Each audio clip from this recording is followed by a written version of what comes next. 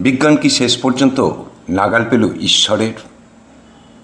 James Webb telescope কি শেষ পর্যন্ত মহাব্রহ্মাণ্ডের সৃষ্টিকর্তার ছবি তুলে আনতে পারল?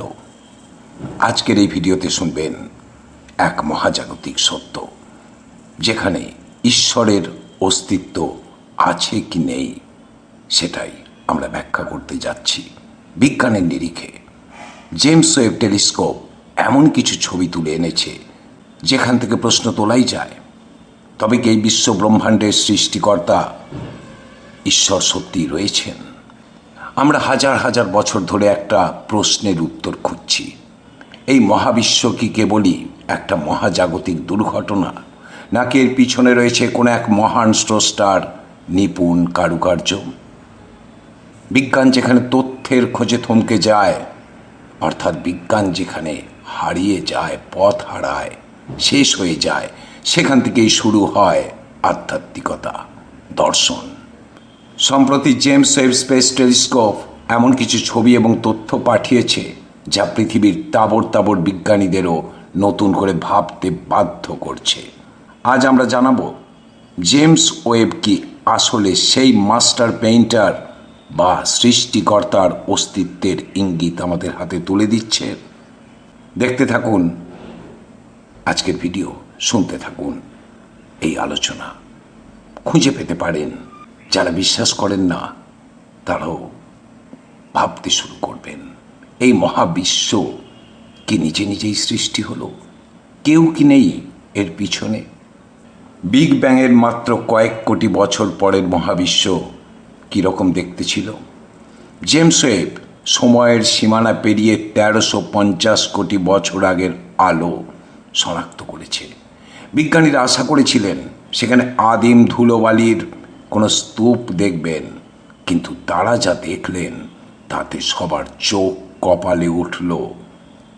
দেখুন ছবিগুলো, অত্যন্ত নিখুঁত, সুশৃঙ্খল এবং বিশাল সব ছায়াপথ।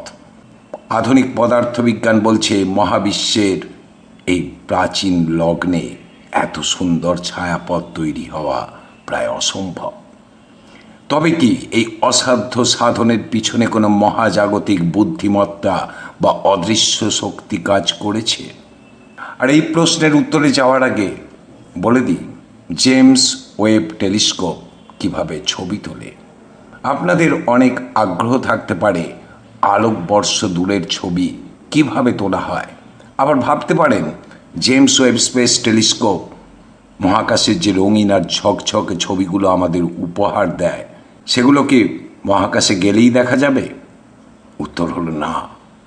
কেননা জেমস ওয়েব এমন কিছু দেখে যা সাধারণ মানুষ তার পার্থিব চোখ দিয়ে দেখতে পায় না।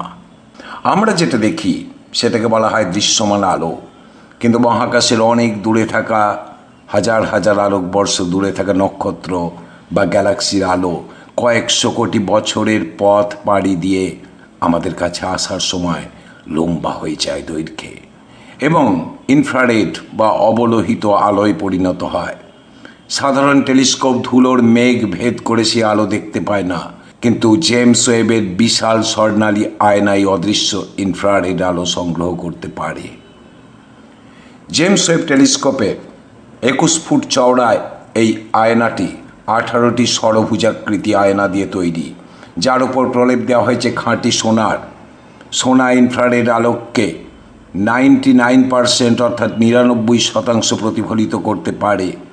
আর এই আয়নাগুলো মহাকাশের সুদূর প্রান্ত থেকে আসা অতি সামান্য তাপ বা সিগন্যালকেও সংগ্রহ করে সেন্সরে পাঠিয়ে দেয়। জেমস ওয়েব স্পেস টেলিস্কোপকে সেইভাবেই তৈরি করা হয়েছে। তাই এই টেলিস্কোপ আমরা যে রঙিন ছবি দেখি, আমরা যে রঙিন ছবি তুলি ক্যামেরায়, সেইভাবে ছবি তোলে না। এটা পাঠায় বাইনারি কোড বা ডিজিটাল ডেটা। পৃথিবীতে বসে নাসার বিজ্ঞানীরা সেই ডেটাকে বিশ্লেষণ করেন।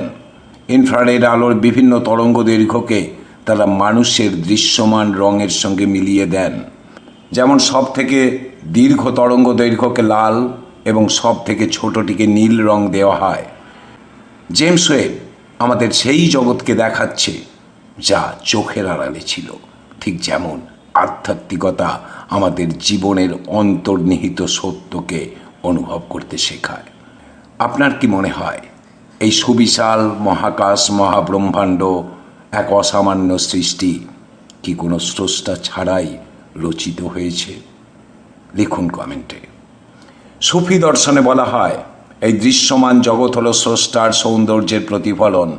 স্রষ্টা ছিলেন একটা হিডেন ট্রেজার, গুপ্তধন। তিনি পরিচিত হওয়ার জন্যই এই জগৎ সৃষ্টি করেছেন।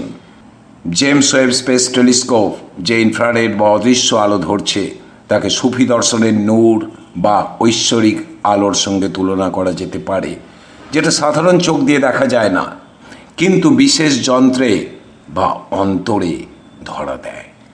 চলুন এবার মূল বিষয়ে ঢোকা যাক। আইনস্টাইন একবার বলেছিলেন ঈশ্বর পাশা খেলেন না। কেন বলেছিলেন? মহাবিশ্বের প্রতিটি কণা, প্রতিটি নক্ষত্রের দূরত্ব এত নিখুঁত যে সামান্য এদিক ওদিক হলে আমাদের অস্তিত্বই থাকতো না। জেমস ওয়েবের লেন্স যখন ক্যারিনা নেবুলার গভীরে পৌঁছায় তখন দেখা যায় এক অদ্ভুত সৌন্দর্য। একে কি কেবল গ্যাস আর ধুলোর মেঘ বলা যায়, নাকি এটা সেই মাস্টার পেইন্টারের ক্যানভাস যিনি তুলির টানে এই মহাবিশ্বকে সাজিয়েছেন? আধুনিক বিজ্ঞান স্বীকার করে মহাবিশ্বের 95% অংশই আমরা দেখতে পাই না, যাকে ডার্ক ম্যাটার বা ডার্ক এনার্জি বলা হয়। আমাদের প্রাচীন দর্শন ও শাস্ত্রগুলো কি একেই ব্রহ্ম, পরমাত্মা বা অদৃশ্য শক্তি বলেনি? বিজ্ঞান যখন বলে সব কিছু কোয়ান্টাম ফ্ল্যাকচুয়েশন বা এক বিশেষ শূন্য থেকে এসেছে, আধ্যাত্মিকতা তখন বলে সেই শূন্যই হলো পরম সত্তা। জেমস ওয়েব আসলে আমাদের সেই বিশালতার মুখোমুখি দাঁড় করিয়ে দিচ্ছে যেখানে পৌঁছে গেলে মানুষের ক্ষুদ্র অহংকার নিমেষে ধূলিসাৎ হয়ে যায়। উপনিষদে ঈশ্বরকে বলা হয়েছে ব্রহ্ম। ব্রহ্ম কোনো ব্যক্তি নন, বরং একটা অনন্ত শক্তি বা চৈতন্য যা সব কিছুর মূলে বিদ্যমান।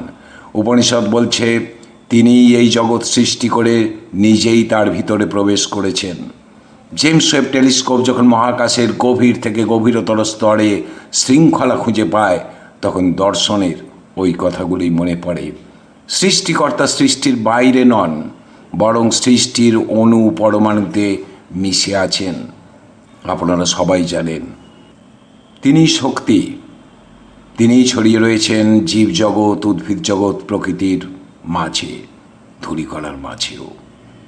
তাই তাকে খুঁজতে যেতে হয় না কোনো মন্দিরে। তিনি রয়েছেন প্রতিটি জীব, প্রতিটি উদ্ভিদ, এই বিশ্ব প্রকৃতির মধ্যে অণু পরমাণুতে মিশে রয়েছেন। জেমস ওয়েব টেলিস্কোপ সরাসরি স্রষ্টার অবয়ব আমাদের দেখাবে না, কিন্তু এই টেলিস্কোপ যা দেখাচ্ছে তা কোনো অলৌকিক ঘটনার চেয়ে কম নয়।